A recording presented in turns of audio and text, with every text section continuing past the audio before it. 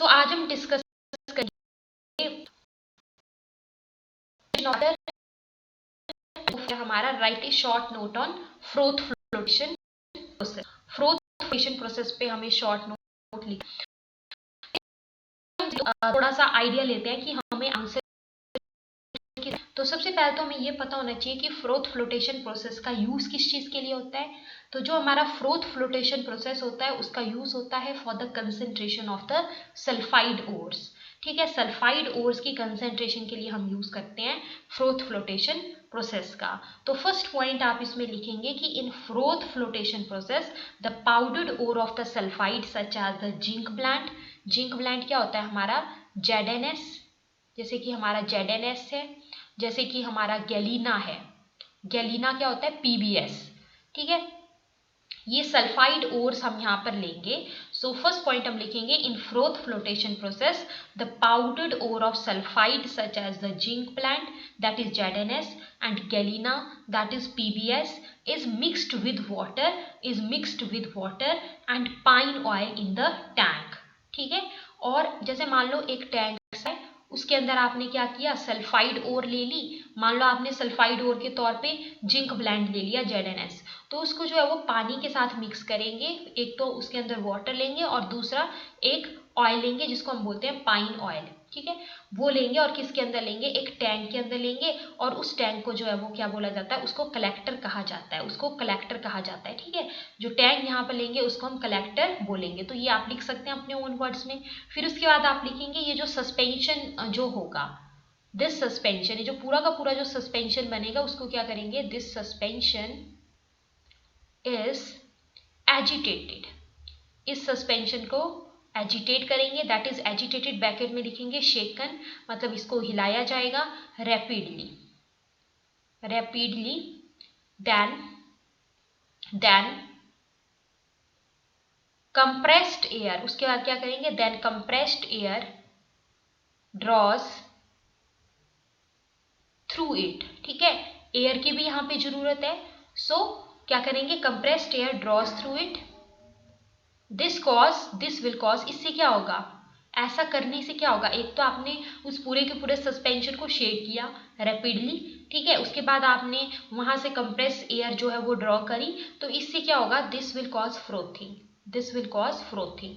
इससे जो है वो फ्रोथिंग होगी, झाग बनेगी, और यही हमें चाहिए, राइट, यही हमें चाहिए, फ्रोथिंग हमें यहाँ पे चाहिए, इसीलिए इसका नाम है फ्रोथ फ्लोटेशन प्रोसेस। तो नेक्स्ट पॉइंट लिखेंगे द ओर पार्टिकल्स। यहाँ पर जो ओर पार्टिकल्स होते हैं which are wet by oils. Question आता है कि ओर पार्टिकल्स जो है वो किसके द्वारा वेट होंगे, ऑयल के द्वारा या वाटर के द्वारा। तो किसके द्वारा, बाय ऑयल बिकम लाइटर। ठीक है, तो वो क्या हो जाएंगे, लाइटर बन जाएंगे। और पार्टिकल्स जो थे they are wetted by the oil and they become lighter.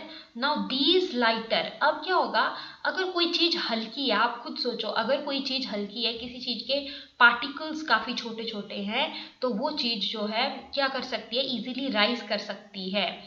तो इसके बाद हम लिखेंगे नाउ दीज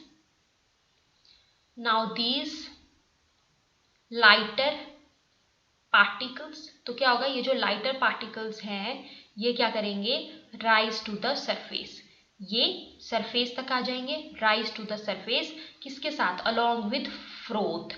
क्योंकि यहाँ पर फ्रोथ बनी थी, मैंने आपको पहले बताया फ्रोथ यहाँ पर बनी थी, कब बनी थी, when the suspension is agitated और शेकन रैपिडली और compressed air is passed then. ठीक है, तो यहाँ पर हमारे पास फ्रोथ बन गई थी, तो उस फ्रोथ के साथ साथ ऊपर को राइज क्या करेगा, ऊपर को राइज करेंगे हमारे जो लाइटर ओर पार्टिकल्स हैं। ठीक है, तो क्या होगा, the impurities which are wet by water। ठीक है, क्वेश्चन आता है कि और पार्टिकल्स किसके द्वारा वेट होंगे, बाय ऑयल, जबकि जो इम्प्योरिटीज हैं they are wet by the water. ठीक है, बाय वाटर बीइंग हैवियर। ठीक है, तो ये जो इम्प्योरिटीज हैं ये they are wet by the water और ये हैवियर हैं, तो ये क्या हो जाएगी, हमारी सेटल डाउन हो जाएंगी उस टैंक के अंदर, settle down in the tank, settle down in the tank, ये उस टैंक के अंदर क्या हो जाएंगी, सेटल डाउन हो जाएंगी। लास्टली क्या होगा, लास्टली हम क्या करेंगे, lastly the froth is transferred, last में हम क्या करेंगे कि जो भी हमारी फ्रोथ है उसको ट्रांसफर करेंगे, कहाँ ट्रांसफर करेंगे, टू अनदर टैंक, ठीक है, जो अनदर टैंक है उसमें, and is washed again and again, and is washed again and again, किसके द्वारा, with water to get the, और इसका डायग्राम भी आप एक बार देख लेना, आपको बुक्स में भी मिल जाएगा, गूगल करके भी इसका डायग्राम मिल जाएगा फ्रोथ फ्लोटेशन प्रोसेस का, ठीक है। तो ये आपका वर्क रहेगा, इसका डायग्राम आपको देखना है अच्छे से, और डायग्राम जैसे सब्जेक्टिव क्वेश्चन है तो diagram you have to make. So complete answer एक बार मैं आपको बताती हूँ। सबसे पहले मैंने बोला in froth flotation process the powdered ore of sulphide such as the zinc plant and galena is mixed with water and pine oil, कौन सा ऑयल डालेंगे, pine oil in the tank which is known as collector. So this suspension is agitated rapidly, then compressed air draws through it. This will cause frothing. The ore particles which are wet by the oil becomes lighter. Now these lighter particles rise to the surface along with froth. The impurities which are wet by the water being heavier settle down in the tank. Lastly, the froth is transferred to another tank and is washed again and again with water to get the concentrated ore.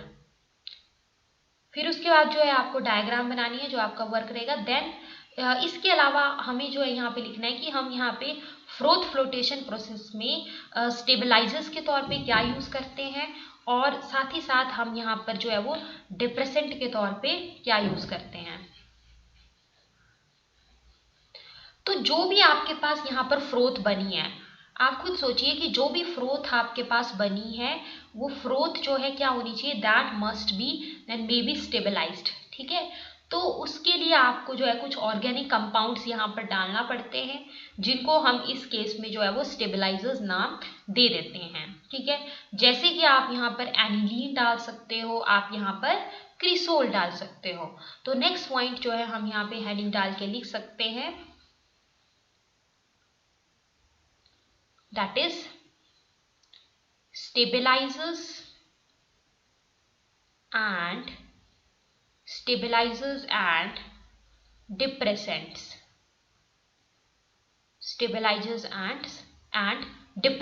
ठीक है। तो जो stabilisers और depressant है उसके तौर पे हम यहाँ पर क्या डालते हैं, so the froth formed during the froth flotation process may be stabilized by addition of certain organic compounds such as aniline, जैसे एनिलीन हम डाल सकते हैं, या फिर हम डाल सकते हैं और क्रिसोल एक्सेट्रा, क्रिसोल हम डाल सकते हैं, एनिलीन और क्रिसोल एक्सेट्रा, ठीक है। तो जो भी चीजें यहाँ पर, जो भी ऑर्गेनिक कंपाउंड्स आपके फ्रोथ को स्टेबलाइज कर रहे होते हैं, उनको हम क्या बोलेंगे, उनको हम बोलेंगे stabilizers, right. So these are known as, इनको हम क्या बोलेंगे, इन ऑर्गेनिक कंपाउंड्स को जो है हम स्टेबलाइजर्स नाम दे देते हैं, they are known as stabilizers, right. अब क्या होता है, समटाइम्स कई बार जो है हम क्या करते हैं, certain reagents are used to suppress और depress the formation of froth as the name itself indicate. किसी चीज को डिप्रेस किया जा रहा है, अगर किसी चीज को डिप्रेस कर रहे हैं तो कौन डिप्रेस करेगा किसी चीज को, डिप्रेसेंट डिप्रेस करेगा, ओके। तो इसीलिए आप क्या बोल सकते हो कि समटाइम्स सर्टेन रिएजेंट्स, कई बार क्या करते हैं हम, कुछ रिएजेंट्स, ठीक है, उनका यूज करते हैं, आर यूज्ड टू सप्रेस और डिप्रेस। ठीक है, किसी चीज को सप्रेस कर रहे हैं या डिप्रेस कर रहे हैं। किस चीज को सप्रेस या डिप्रेस कर रहे हैं? फॉर्मेशन ऑफ फ्रूट को। ठीक है, मतलब फॉर्मेशन ऑफ फ्रूट को अब हम रोक रहे हैं, तो इनको हम क्या बोलेंगे? जो चीज उसको डिप्रेस करेगी उनको क्या बोलेंगे? दे आर, उन सब्सटेंसेस को हम बोलते हैं depressants. They are called depressants. They are called depressants. For example, उसके बाद एक आप एग्जाम्पल दे सकते हो, है ना। और ऑलवेज जब भी आप आंसर राइटिंग कर रहे हो तो जो भी एग्जाम्पल्स होते हैं ना उनको आप अंडरलाइन कर लो अलग से ब्लैक पेन से। That will create a good impression. Like यहाँ पे आप स्टेबलाइजर्स की बात कर रहे हो, तो इसमें आपने कौन सा कंपाउंड? Aniline cresol. ठीक है, तो इसको पेन से अंडरलाइन कर ले, ब्लैक पेन से। एंड देन यहाँ पे जैसे आपने डिप्रेसेंट्स में बताया, तो डिप्रेसेंट में जैसे आप क्या एग्जाम्पल देंगे? एग्जाम्पल के तौर पे जैसे कि सोडियम साइनाइड, तो सोडियम साइनाइड को अंडरलाइन कर लेंगे, sodium cyanide, that is your NaCN। ठीक है, NaCN that act as depressant, तो ये इसमें एक एग्जाम्पल हो गया। ओके, ये क्या करता है? ये जो है हमारा सेपरेट करता है, जो ये क्वेश्चन में इंपॉर्टेंट है, NaCN जो है वो किसको सेपरेट करता है? तो ये सेपरेट करता है जिंक सल्फाइड को, ZnS को, और लेड सल्फाइड को from one another during the froth flotation process. So we can write it separates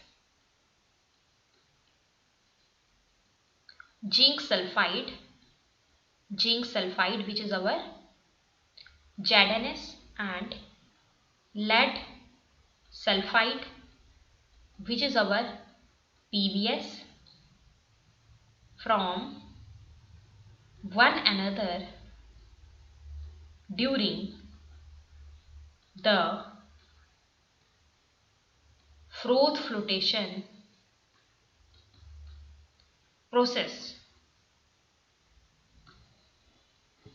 तो यहां से ये वाला क्वेश्चन भी तैयार हो गया कि NaCN देखो एक डिप्रेसेंट का एग्जाम्पल है, लेकिन ये किस किस के मिक्सचर को सेपरेट कर रहा है? तो ये दोनों हमारे पास क्या है? सल्फाइड ओर्स हैं। ठीक है, तो इनको सेपरेट करने के लिए ZnS और PbS, ठीक है, इनको एक दूसरे से सेपरेट करने के लिए during the froth flotation process किस चीज का यूज होता है? यहाँ पर यूज होता है हमारा, we will use here NaCN act here as a depressant. NaCN will act here as a depressant. Clear? So अब यहाँ पे आपको ये डायग्राम देखनी है और डायग्राम भी यहाँ पे आपको करनी है तैयार। This is your work and बाकी हमने ये क्वेश्चन कर लिया।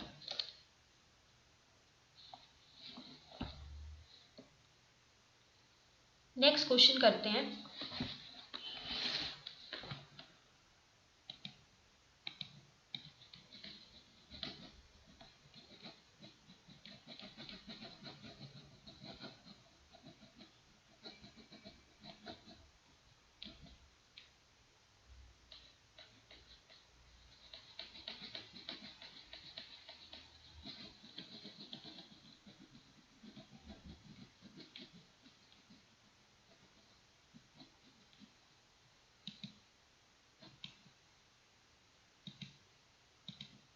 सो नेक्स्ट क्वेश्चन हमारा बोला गया है, ये क्वेश्चन आपका NCERT क्वेश्चन है, NCERT टेक्स्ट बुक का जो क्वेश्चन होता है वहां से क्वेश्चन है।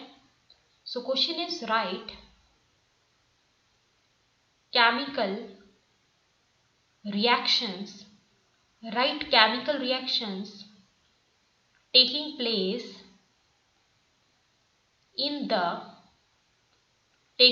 in the extraction of zinc from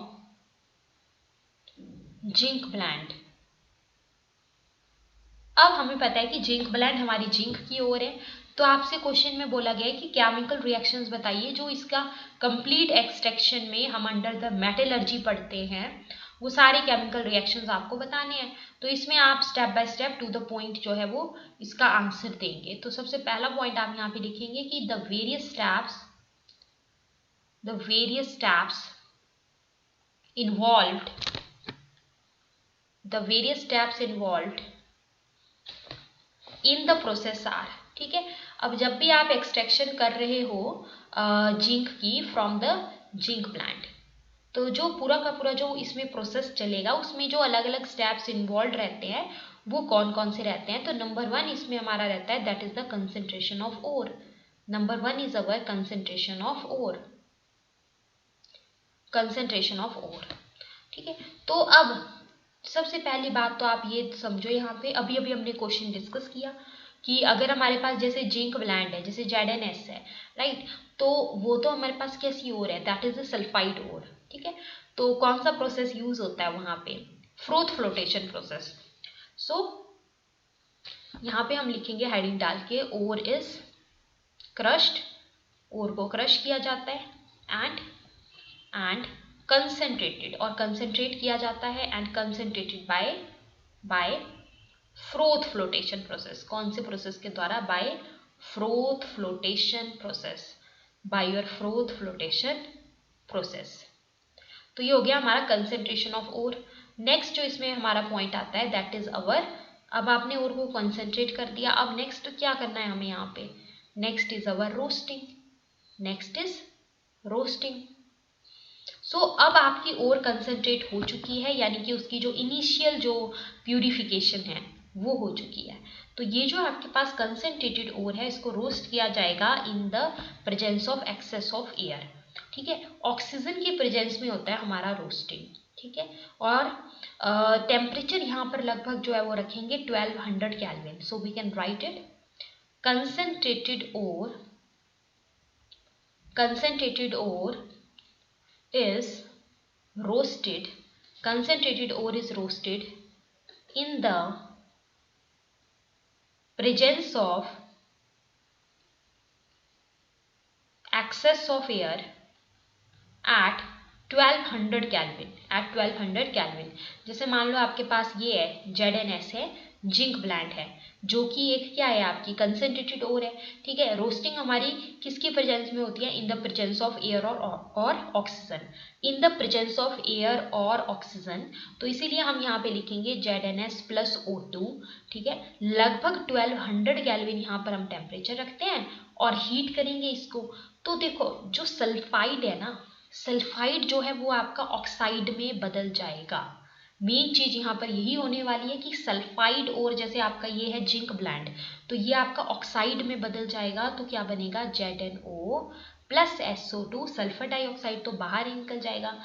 ZnO हमारा क्या होता है, that is our zinc oxide, that is our zinc oxide. ये क्या होता है हमारा जिंक ऑक्साइड होता है, राइट। तो ZnS प्लस O2 जब हम इसको हीट करेंगे 1200 केल्विन टेम्परेचर के ऊपर, तो देखिए क्या बन जाएगा, ZnO प्लस SO2, ठीक है। ZnO is your zinc oxide. तो इस तरीके से स्टेप बाय स्टेप हम जो है वो कंप्लीट करेंगे इसको। देन नेक्स्ट जो है हमारा आता है रिडक्शन। नेक्स्ट इज, अब एक बार देखो ऑक्साइड आपको मिल गया है, सल्फाइड और आपका किसमें बदल चुका है, ऑक्साइड में बदल चुका है। सो नेक्स्ट आपको क्या करना पड़ेगा, उसको रिड्यूस करना पड़ेगा। अब तो नेक्स्ट स्टेप हमारा क्या होता है, that is the removal of oxygen, जो कि हमारा क्या होगा, that is the reduction. So point number 3, that is reduction. So अब देखो प्रीवियस स्टेप में आपको जिंक ऑक्साइड मिल चुका था। सो अब हम क्या करेंगे, zinc oxide is heated, zinc oxide को हम हीट करेंगे with powdered coke at 1673 Kelvin। तो अब हम ना इसको मतलब रिडक्शन कर रहे हैं, रिडक्शन हम जो है वो कोक के द्वारा इसकी जैसे कर रहे हैं, ठीक है। तो हम लिख सकते हैं इसको ZnO प्लस C, है ना, C कार्बन है कोक फॉर्म में, ठीक है, हीट कर रहे हैं, लगभग 1673 केल्विन टेम्परेचर है। तो रिडक्शन क्या होता है हमारा, ऑक्सीजन का रिमूवल। तो यहाँ से ऑक्सीजन गायब हो जाएगा, तो क्या बन जाएगा, जिंक Zn प्लस ये वाला CO हमारा बाहर निकल गया, this CO will be out from here. तो इस तरीके से ये आता है हमारा कौन सा स्टेप, रिडक्शन का। तो अब एक बार आपको देखो जिंक तो मिल चुका, आपका काम तो यही था कि आपको जिंक मिले, लेकिन अब आपको क्या करना पड़ेगा, अब आपको जो है उसका प्यूरिफिकेशन भी करना होगा। Now you have to do the purification.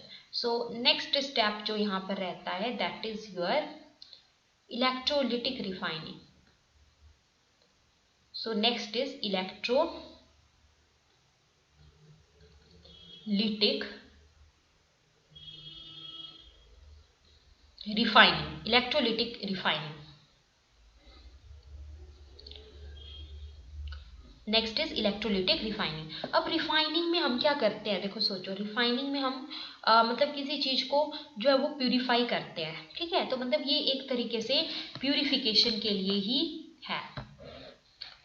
सो अब इसमें ना इलेक्ट्रोलिटिक रिफाइनिंग, तो मतलब इसमें इलेक्ट्रोलिसिस हो रही है, तो मतलब हमें यहाँ पर कुछ ना कुछ जो है वो एनोड के तौर पे भी यूज़ करना पड़ेगा, और कुछ ना कुछ हम यहाँ पे कैथोड के तौर पे भी यूज़ करेंगे।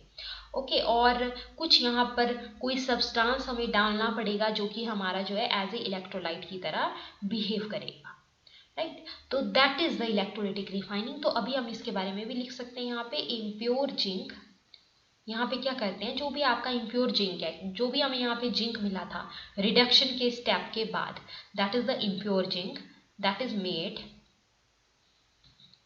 एनोड, उसको एनोड बनाया जाएगा, and A sheet of pure zinc, और प्योर जिंक की जो यहाँ पर हम एक शीट लेंगे, उसको जो है क्या बनाएंगे, उसको बनाएंगे cathode, that is made cathode.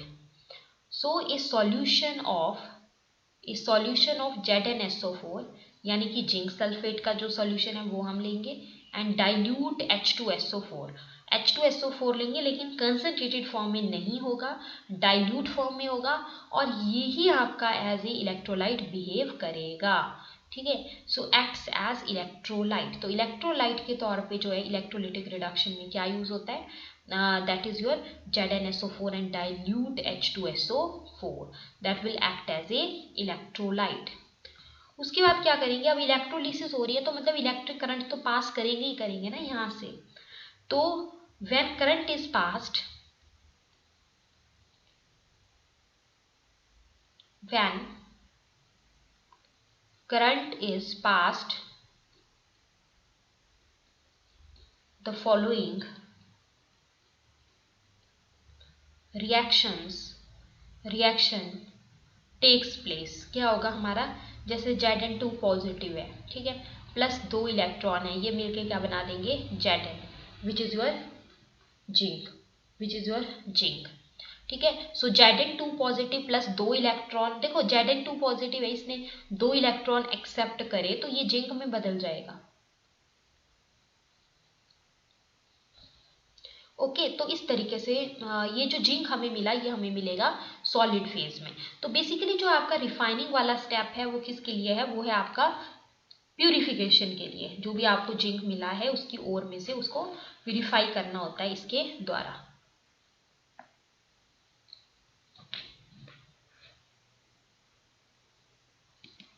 I hope यहां तक क्लियर हुआ होगा। Let's move to our next question.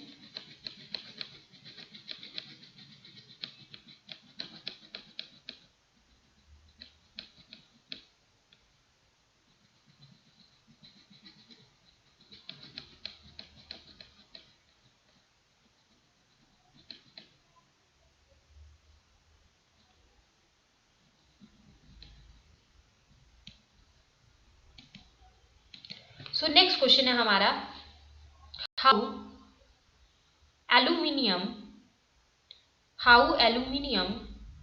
Is extracted from its ore by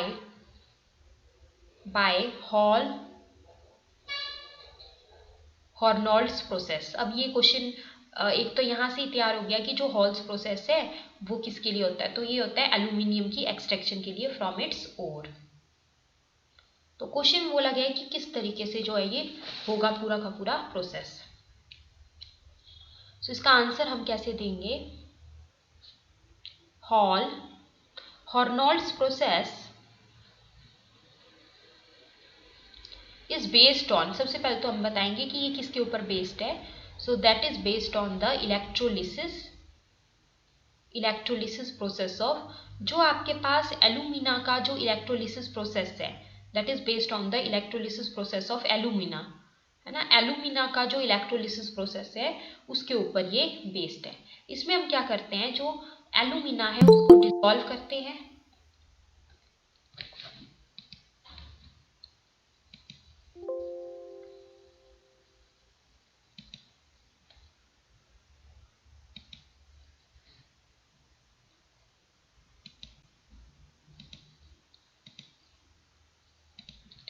तो इसमें हम क्या करते हैं, जो एलुमिना है उसको डिसॉल्व करते हैं क्रायोलाइट में.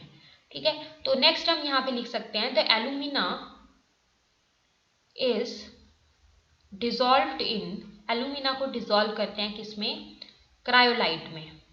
ठीक है, क्रायोलाइट में डिसॉल्व करते हैं एलुमिना को. क्रायोलाइट का फॉर्मूला क्या होता है, Na3Al(F6) टू डिक्रीज. अब यहाँ पे क्रायोलाइट क्यों ऐड करते हैं, कई बार ये क्वेश्चन भी आ जाता है, तो ये हम ऐड करते हैं to decrease the melting point, to decrease the melting point, melting point को डिक्रीज करने के लिए और इलेक्ट्रिकल कंडक्टिविटी को बढ़ाने के लिए, and to increase the electrical conductivity, और इलेक्ट्रिकल कंडक्टिविटी को इंक्रीज करने के लिए. तो यहाँ पर हम जो इलेक्ट्रोलिसिस है वो एक आयरन टैंक के अंदर करते हैं. द इलेक्ट्रोलिसिस, जो भी यहाँ पर इलेक्ट्रोलिसिस होगा वो हम करते हैं. द इलेक्ट्रोलिसिस इज कैरिड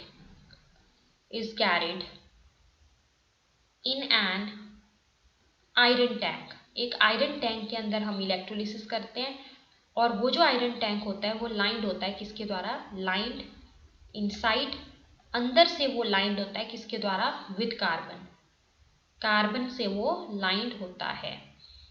तो यहाँ पर जो कार्बन लाइनिंग होगी, the carbon lining acts as the cathode.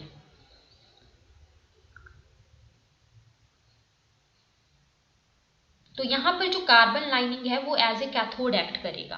ठीक है, जो कार्बन जो रॉड्स हैं जो कि हम डिप करेंगे यहाँ पर, ठीक है, वो आपके पास एज ए एनोड एक्ट करेंगी. The carbon rods dipped in the fused electrolyte,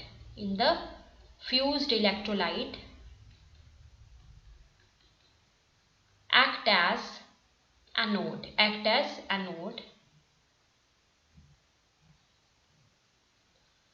तो देखिए अभी तक हमने क्या बोला, सबसे पहले हमने बोला हॉर्नोल्ड्स process is based on the electrolysis process of alumina की इलेक्ट्रोलिसिस यहाँ पर होती है. एलुमिना को डिसॉल्व करते हैं इन द क्रायोलाइट, क्यों, to decrease the melting point and to increase the electrical conductivity. The electrolysis is carried out in an iron tank, जो कि आपके पास लाइंड होता है किसके द्वारा, कार्बन के द्वारा. तो यहाँ पर जो कार्बन की जो लाइनिंग होगी वो एज ए कैथोड काम करेगी, कार्बन की लाइनिंग यहाँ पर एज ए कैथोड काम करेगी. जो कार्बन रॉड्स हम यहाँ पर डिप करते हैं इन द फ्यूज्ड इलेक्ट्रोलाइट, वो आपके पास एज ए एनोड एक्ट करेगी. ठीक है, अब ये जो इलेक्ट्रोलिटिक है यानी कि जिसके अंदर इलेक्ट्रोलिसिस की जा रही है, उसमें क्या करेंगे, in the electrolytic tank electrolyte is covered with a, यहाँ पे जो इलेक्ट्रोलाइट है उसको कवर किया जाएगा with a layer of powdered Coke. जब भी हम जो है वो इलेक्ट्रिक करंट यहाँ पर पास करेंगे इस आयरन टैंक के अंदर से, तो क्या होगा, इलेक्ट्रोलिसिस होगी. So by passing electric current, electrolysis takes place. अब जैसे ही आपने बोला कि हाँ जी इलेक्ट्रोलिसिस होगी तो आपको रिएक्शन भी लिखना पड़ेगा. So takes place as given below. मतलब अब यहाँ पे अगर हमारे पास इलेक्ट्रोलिसिस हो रही है तो हमें स्पेसिफाई करना है कि एनोड के ऊपर क्या रिएक्शन होगा, प्लस में कैथोड के ऊपर क्या रिएक्शन होगा. Ma'am Yes, yes, please Hello. tell. Yes, yes, yes. Ma'am ये powdered coke and powdered ore है ma'am. What? Layer of powdered core or powdered coke है ma'am. Covered with a layer. Yes. Ma'am, Yes, yes. the carbon rod dipped in the fused electrolyte act as anode. In the electrolytic tank, electrolyte is covered with layer of powdered coke or powdered ore ma'am. Powdered coke, powdered coke. It is powdered Okay. coke only. And now I will tell you why. That thing I will Mm-hmm. also tell you. Okay. यहाँ पे हम क्या करते हैं ना, जैसे कई बार question भी आता है कि जब भी हम इलेक्ट्रोलिसिस करते हैं एलुमिना की, alumina is your, what is the formula of alumina, can you tell?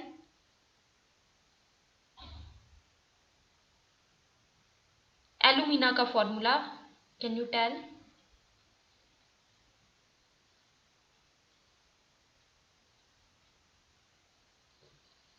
Alumina क्या होता है हमारा? एल्यूमिनियम ऑक्साइड होता है ना, Al2O3। जो आपका Al2O3 होता है, एल्यूमिनियम का जो ऑक्साइड है, उसी को ही हम एल्यूमिना बोल देते हैं। Okay, Al2O3।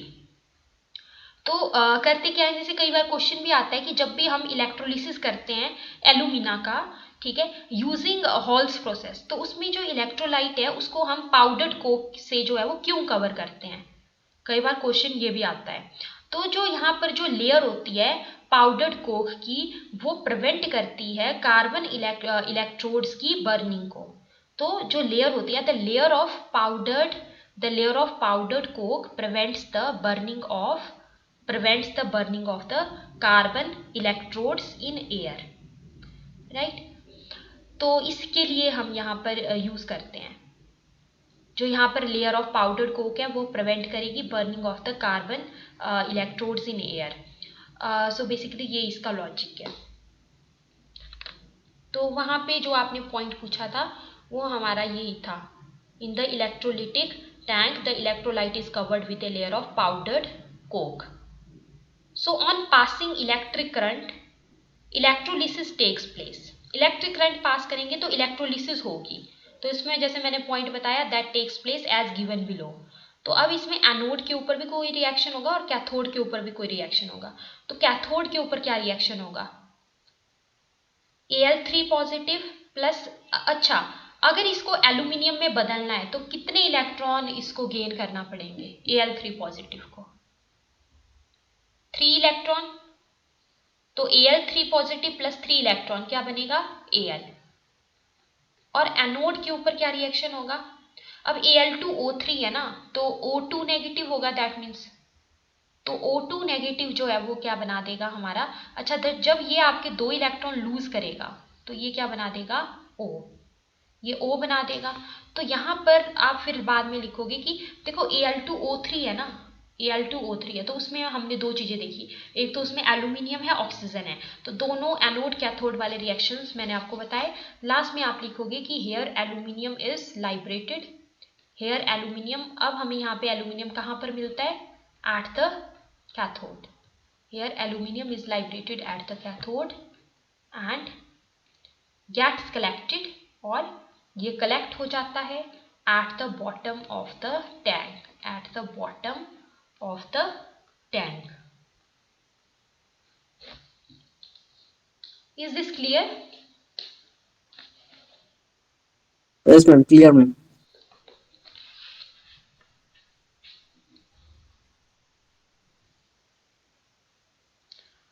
Okay, let's move to our next question.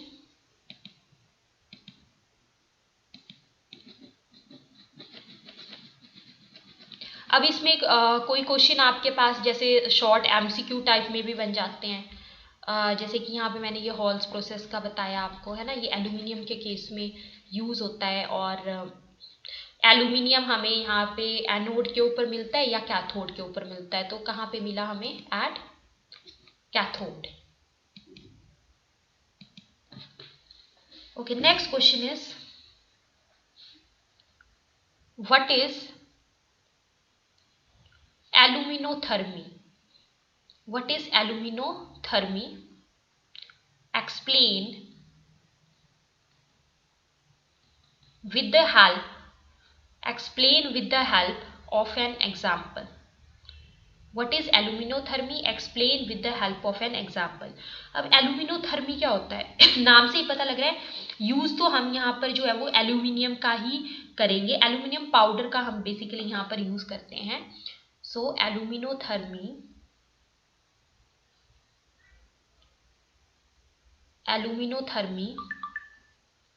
is the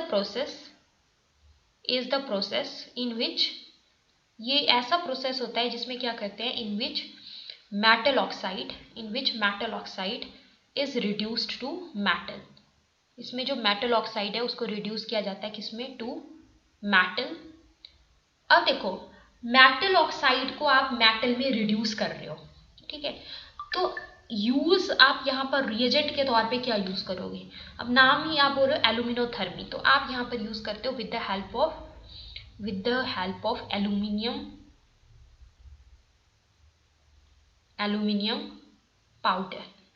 powder हम यहाँ पर यूज करते हैं एज ए रिड्यूसिंग एजेंट के तौर पे, क्योंकि यहाँ पे हमें रिडक्शन करना पड़ेगी ना इसकी, जब हम रिड्यूस करेंगे इसको मेटल ऑक्साइड को तभी ये आपका किस में बदलेगा, तभी ये हमारा जो है सिंपल मेटल में बदलेगा।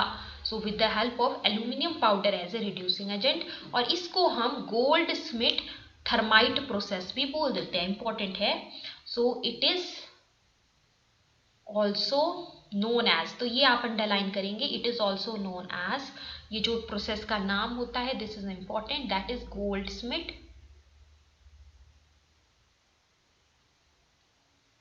Thermite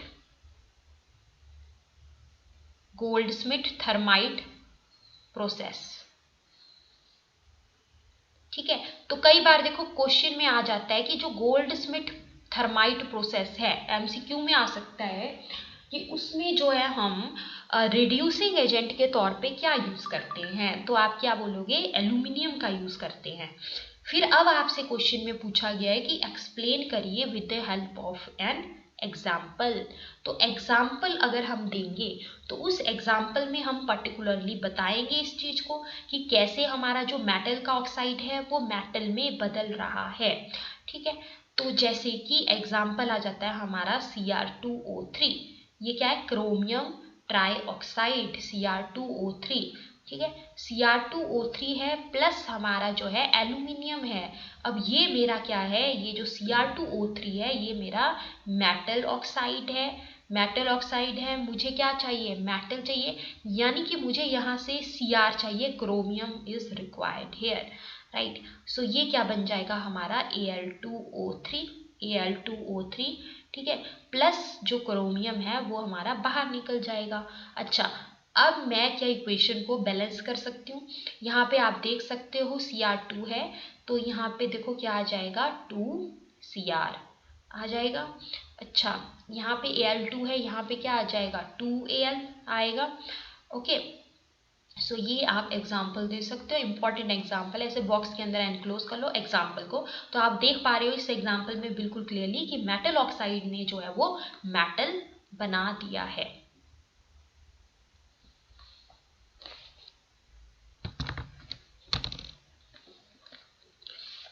Complete up to this and then we proceed to next question.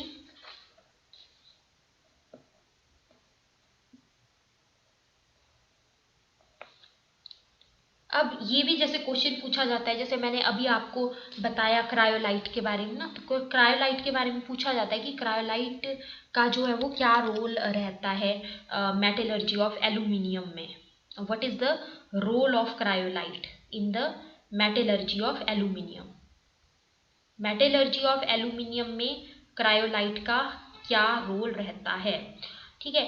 तो सबसे पहले तो वो क्या करता है, एल्यूमिनियम की जो कंडक्टिविटी है उसको इंक्रीज करता है, it increases the conductivity of aluminium. और क्रायोलाइट का फॉर्मूला क्या होता है, जो अभी अभी हमने डिस्कस किया, Na3Al(F6). So what is the question आ जाए कि what is the role of cryolite in the metallurgy of aluminium, तो आप फर्स्ट पॉइंट तो ये देंगे कि it increases the conductivity of aluminium, conductivity of aluminium को बढ़ा रहा था। दूसरा पॉइंट आप दे देंगे कि ये जो है लोअर करता है मेल्टिंग पॉइंट को, it lowers the melting point. Melting point भी यहाँ पर ये कम कर रहा होता है। तो ये 2 पॉइंट इसमें मेनली आते हैं।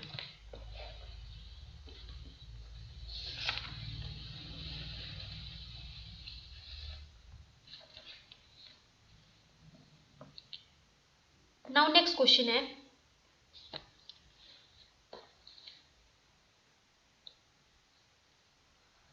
Describe van Arkel method. तो देखिए मैं ना आपको जो भी यहाँ पे क्वेश्चन करवा रही हूँ उसकी आउटलाइन से मैं आपको दे रही हूँ, है ना, कि मतलब किस तरीके से मेन, जैसे हम थोड़ा सा इसमें रिवाइज भी कर रहे हैं चीज़ों को।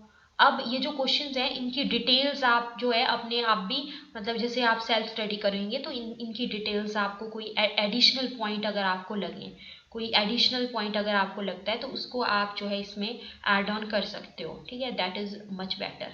सो जैसे क्वेश्चन है, describe van Arkel method.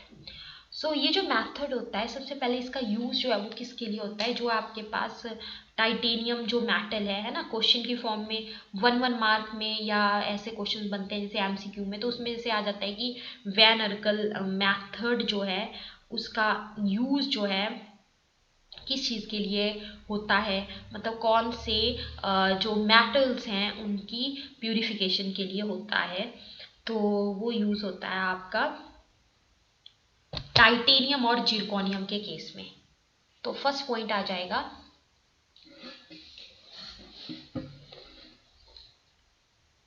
This method is employed for purifying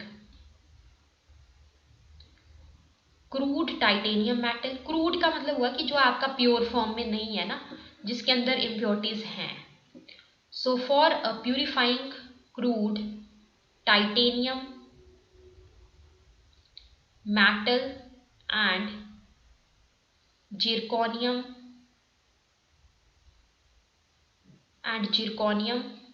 metal,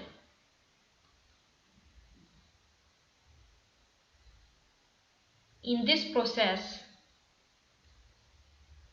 इस प्रोसेस में क्या करते हैं, जो भी आपका इम्प्योर मेटल है उसको हम क्या करते हैं, impure metal is heated with a substance like iodine. जैसे आयोडीन के साथ हीट करेंगे, with a substance like iodine. जो भी इम्प्योर मेटल है उसको हीट करेंगे with a substance like iodine. इससे क्या होता है, ये आपके पास ना, इससे क्या होगा कि वो आपके पास एक तरीके से अनस्टेबल वॉलेटाइल कंपाउंड में बदल जाएगा, अनस्टेबल वॉलेटाइल कंपाउंड में बदल जाएगा। फिर उसके बाद आप उसको फिर से हीट करोगे वेरी हाई टेम्परेचर के ऊपर। तो जब आप फिर से उसको वेरी हाई टेम्परेचर के ऊपर हीट करते हो तो जो अनस्टेबल कंपाउंड है वो आपका डिकम्पोज हो जाता है, यानी कि टूट जाता है, और आपको क्या मिलता है, आपको प्योर मेटल मिल जाता है। सो यहाँ पे हम लिखेंगे कि in this process the impure metal is heated with a substance like iodine, so उससे क्या होगा, it changes to unstable volatile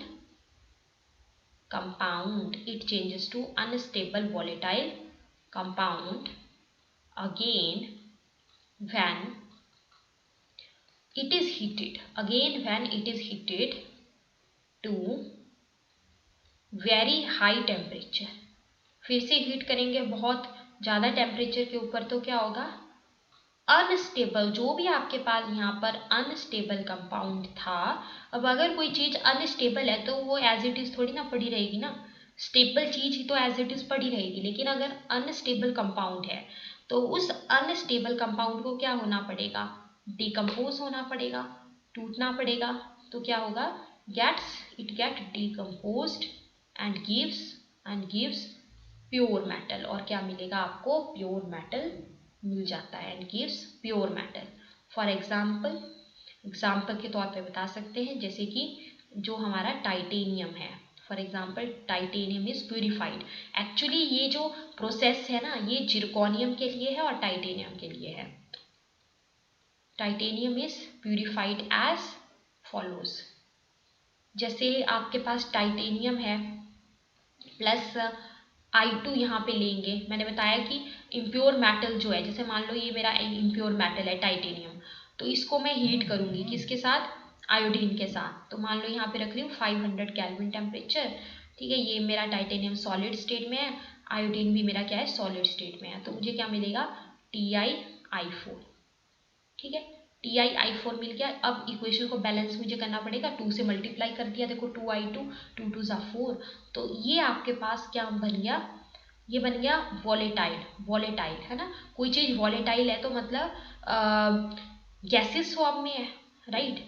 तो ये अनस्टेबल वॉलेटाइल कंपाउंड जो है हमें मिल गया है टेट्रा आयोडाइड फॉर्म में।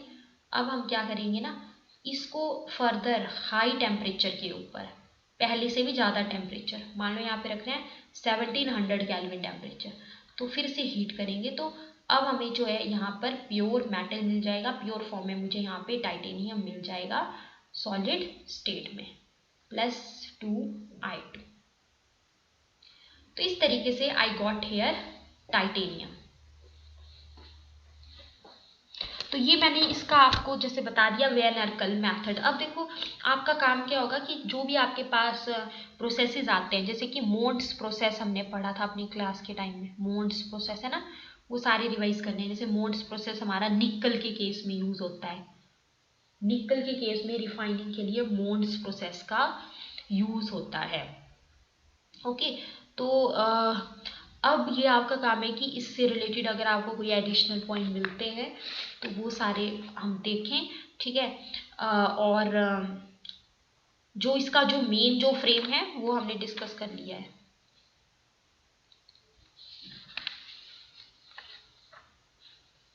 जैसे कई बार क्वेश्चन आ जाता है कि right A short note on electro refining, है ना, तो ऐसे ऐसे क्वेश्चन जैसे इसमें से बन जाते हैं, जैसे इलेक्ट्रो रिफाइनिंग हो गया या कोई प्रोसेस में से क्वेश्चन हो गया। अब इलेक्ट्रो रिफाइनिंग का यूज जो है वो किन मेटल्स के केस में होता है, जैसे कि मेनली कॉपर के केस में यूज होता है हमारा इलेक्ट्रो रिफाइनिंग का। तो इस क्वेश्चन को डिस्कस करते हैं थोड़ा सा।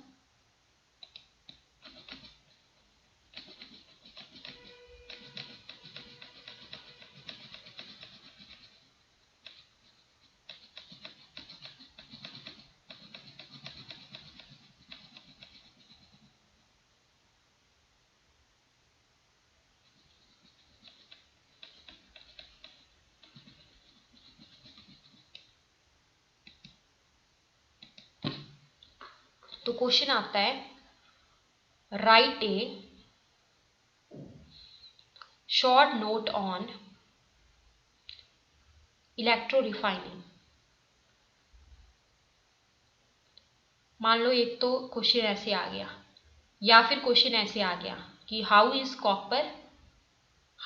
Copper purified bye electro refining, how is copper purified bye electro refining. तो देखो इलेक्ट्रो रिफाइनिंग, इसका आंसर हम कैसे लिखेंगे,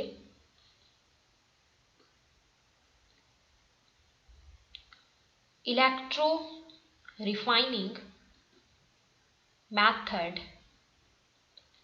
is one of the important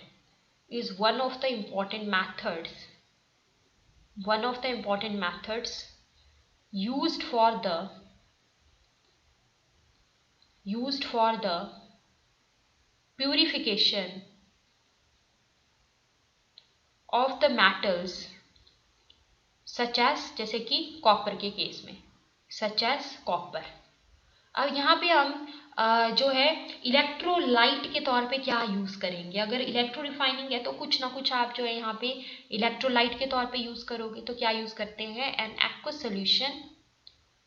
aqua solution of CuSO4 का मतलब कॉपर सल्फेट का एक्वा सोल्यूशन जो है यहाँ पर यूज होता है, used as an electrolyte. Electrolyte के तौर पे हम यहाँ पे क्या यूज करते हैं, aqua solution of CuSO4।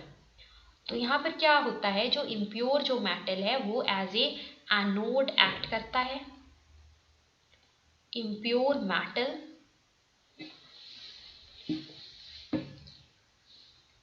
Metal acts as an anode and pure copper sheet जो यहाँ पर होगी, ठीक है, जो इम्प्योर जो यहाँ पर कॉपर मेटल है ना, उसी की तो रिफाइनिंग कर रहे हैं हम, तो वो यहाँ पर एज ए एनोड एक्ट करेगा, इम्प्योर वाली चीज, ये याद रखना है। और इसके साथ साथ क्या याद रखना है कि जो आपके पास प्योर जो यहाँ पे कॉपर शीट होगा वो एक्ट करेगा, एक्ट्स एज कैथोड, वो एक्ट करेगा एज ए कैथोड। तो अब अगर इलेक्ट्रोलिसिस कर रहे हैं तो इलेक्ट्रिसिटी तो पास करेंगे, तो क्या लिखेंगे हम कि when electricity is passed through the electrolyte, जो भी आपने यहाँ पर इलेक्ट्रोलाइट के तौर पे यूज करा है, दैट इज आपने यूज करा है CuSO4। So when electricity is passed through the electrolyte, तो क्या होता है कि जो आपका प्योर मेटल है, प्योर मेटल जो है हमारा, प्योर मेटल गेट्स डिपॉजिटेड। तो आपको प्योर मेटल कहाँ पर मिलता है, क्वेश्चन इंपॉर्टेंट, प्योर मेटल कहाँ पर मिलता है आपको, कैथोड के ऊपर मिलेगा, कैथोड के ऊपर मिलेगा, ठीक है। अब इसको याद रखना ऐसे, PC, P for pure, C for cathode. जबकि जो इम्प्योरिटीज हैं, whereas the impurities settle down, जबकि इम्प्योरिटीज क्या करेंगी, सेटल डाउन हो जाएंगी, इम्प्योरिटीज नीचे बैठ जाएंगी, है ना, in the form of mud. किसकी फॉर्म में, मड की फॉर्म में, in the form of mud, किसके पास, नियर द एनोड। इसीलिए हम इसको जो है वो एनोड मड भी बोलते हैं, नियर द एनोड। सो क्या लिखा हमने, impure metal acts as the anode and the pure copper sheet acts as the cathode. So when electricity is passed through the electrolyte, pure metal gets deposited on the cathode, whereas impurities settle down in the form of mud near the anode. अब इसके बाद जो है हमें ना यहाँ पे reactions भी लिखने होंगे जब हम इसको बताएंगे complete. So we have to write its reactions as well.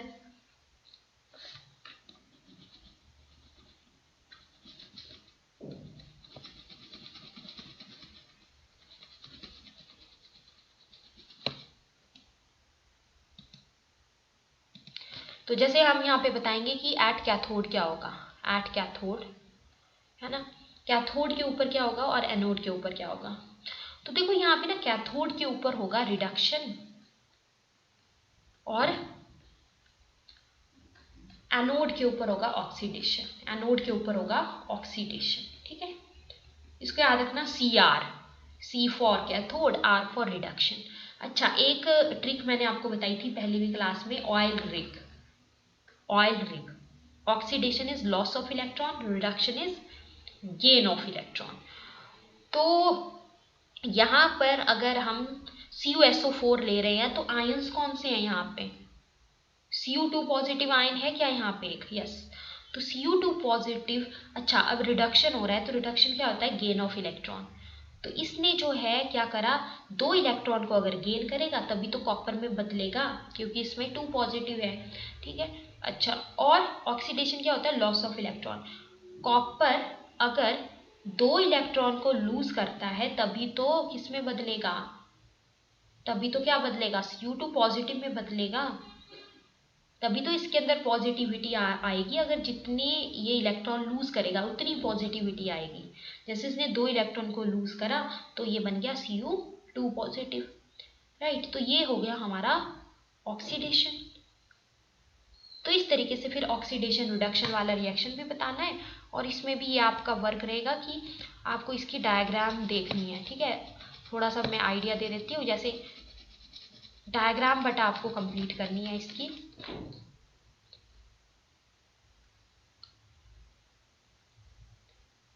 जैसे अगर आप इलेक्ट्रोलिटिक रिफाइनिंग बता रहे हो, इलेक्ट्रो रिफाइनिंग बता रहे हो, तो इन द इलेक्ट्रो रिफाइनिंग हमें सबसे पहले पूरा सेटअप जैसे बनाना है। एनोड आप बनाएंगे, है ना, कैथोड आप बनाएंगे, ऐसे कर देना। फिर उसके बाद जो है एनोड कैथोड बताएंगे, यहाँ पे सॉल्यूशन बता देंगे कि हम क्या यूज़ करें, एसिडिफाइड कॉपर सल्फेट सॉल्यूशन। ठीक है, तो ये आपका होमवर्क रहेगा, डायग्राम देखनी है, प्लस बाकी भी ये चैप्टर जो है रिवाइज करना है, मेटलर्जी वाला complete portion. So that's all for today. Okay then, bye. Thank you. Thank you, ma'am.